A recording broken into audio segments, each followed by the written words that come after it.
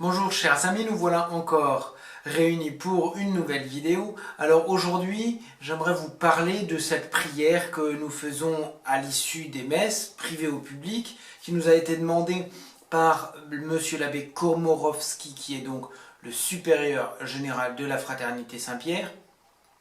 Cette prière donc, qui est issue du rituel romain, qui est prévue pour les temps de peste et d'épidémie. Vous êtes plusieurs à m'avoir fait la remarque qu'il y a Saint Sébastien qui est spécialement invoqué. Alors pourquoi Saint Sébastien et non pas la Sainte Vierge ou quelqu'un d'autre? Pourquoi Saint Sébastien? Alors nous allons bien tout simplement revoir aujourd'hui la vie de Saint Sébastien qui nous est racontée entre autres par Jacques de Voragine dans la légende dorée. D'après Jacques de Voragine donc, Saint Sébastien est originaire de Narbonne, en Gaule, mais citoyen de Milan. Bien que fervent croyant, il est nommé centurion par les empereurs païens Dioclétien et Maximilien Hercule, qui lui vouent une grande affection. Sébastien n'embrasse toutefois la carrière militaire que dans le but d'aider ceux qui partagent avec lui la foi chrétienne. Accompagnant un jour deux prisonniers chrétiens, les jumeaux Marc et Marcelin, Sébastien les conforte dans leur foi, malgré l'insistance de leur famille qui les presse d'abjurer le christianisme pour échapper au martyre. Impressionnée par les paroles de Sébastien, une femme muette, nommée Zoé, se rapproche du militaire qui lui rend alors la parole. Ce miracle impressionne grandement les témoins de la scène qui se convertissent ensuite en nombre, ce qui donne lieu à de nouvelles guérisons. La nouvelle de ces événements, évidemment, ne tarde pas à se répandre et arrive bientôt jusqu'à Chromas, préfet de la ville de Rome. Atteint d'une maladie grave, ce dernier sollicite l'aide de Sébastien et du prêtre Polycarpe, qui promettent de le guérir s'il permet la destruction d'un grand nombre d'idoles.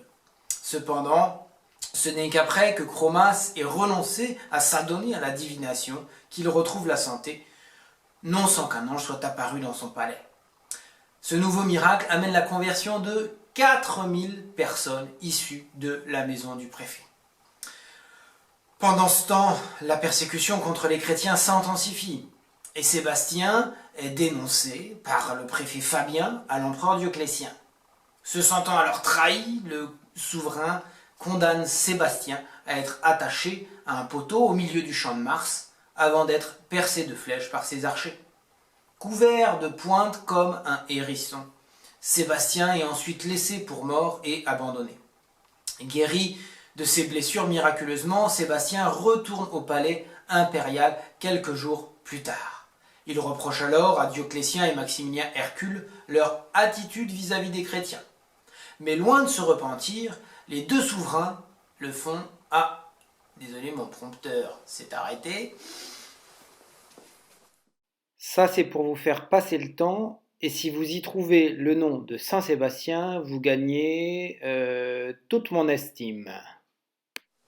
Mais, loin de se repentir, les deux souverains le font battre à coups de verge jusqu'à ce que mort s'ensuive. Son corps est ensuite jeté aux égouts pour empêcher les chrétiens de le vénérer. Dès la nuit suivante, cependant, Saint Sébastien apparaît à Sainte-Lucine pour révéler où se trouve son corps. Sa dépouille est alors enterrée à Rome auprès des apôtres Saint-Pierre et Saint-Paul. D'après la légende dorée, toujours, une terrible peste frappe la péninsule italienne au temps du roi Humbert, et la ville de Pavie est la principale victime.